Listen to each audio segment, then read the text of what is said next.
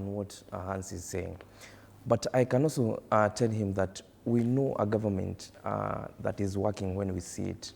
And we know people who are always banking on their brilliance. But on the same, I want to alert my brother there. He talked about the promises that they have made to comrades as UDA and everything.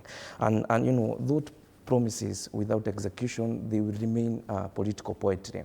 And on that said, the regime is banking too much on the second term, which is a promise by Kenyans. It is not a mandatory thing or a constitutional promise that they will get the second term. And this policy brilliance that President William Ruto is parading to Kenyans, of course, it's good if put to action and if he's able to execute it and has a political goodwill to execute it. But do you know he's only returning these policies to meet his political ideas, his political future. And that's why they are impeding everything they are doing. They want to put it, and he said that we are streamlining because on second time, that's when we want to deliver.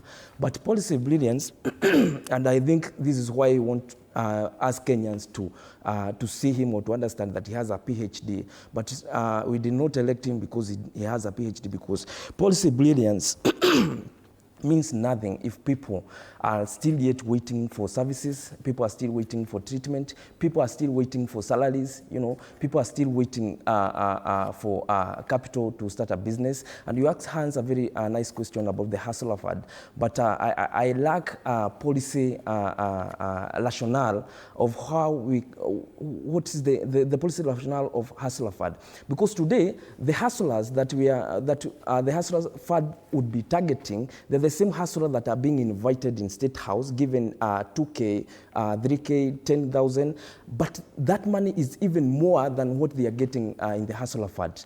Why would we not institutionalize some of these funds that we have, that we are wasting a lot of money with trying to build up some political narratives and trying to, again, win the public trust that we have already damaged because of the government failures? Why would we not institutionalize these funds, and then we are creating a new innovative funds for agri-tech, for youth in agri-tech, for youth in fintech, for the creative economy? Why would we not institutionalize such funds? Why do we want to have a hustler fund, 500 shillings, and you know that money is just when a comrade gets that hustler fund?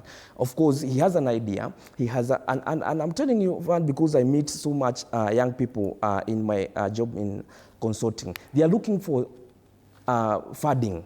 They are looking for angel investors. They are looking for equities, but they cannot get, because our system also has it has been, you know, so much congested that the only place that we are getting assistance is in the political space. If we have no political goodwill, whether you have a network in the political leadership or no, you will not be able to actually sustain your business, or you might not even launch whatever product you have, or whatever service or innovation you have. So we would like, as Kenyans, as the Vijana Republic, we would like to institutionalize some of these funds.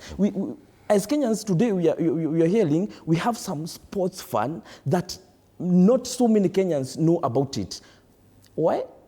Because this is not the kind of funds that Kenyans would be, or they would like you to explore. They would like you to exploit. So these are hidden intelligence, the hidden information that Kenyans should be getting. Okay. So anything that UDA, anything that Kenya regime is doing today, whether you parade it as a brilliance or anything, without execution, it will remain a narrative. Okay.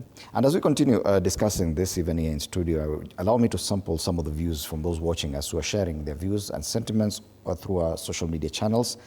On TV47 Digital, we've asked, and we're doing this poll, from jobs to affordable housing to education and the Hustler Fund, have the gains matched the promises made to young Kenyans?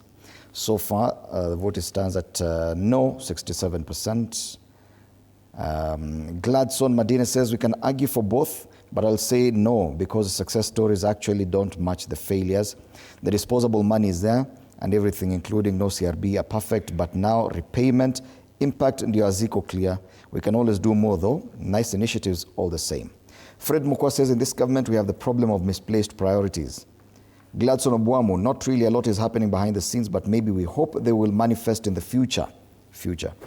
But for now, I can easily say, ni ngumu sana kufeel the promises kwa ground. Isa Israel, young Kenyans depending on God this time, not Babylonians. I don't know who the Babylonians are. And Ras Voke Sound says, Rasta say a promise is a comfort to a fool. Yeah. And Freddie, at Mokwa Freddy, says the projects are done in every region. Maybe you could have said semi-regional balance. In Kenya, we have vast arable land lying underutilized. I think in response to what you said about arable land. Let's come to you, Nick. Less than 24 months, if you were to advise this president. Because, as we say, we are Kenyans, and the success of a president is the success of every Kenyan. If you were to advise President William Ruto for him to be able to seek re-election in 2027, what would you tell him? Well, I cannot advise him on what he needs to do, because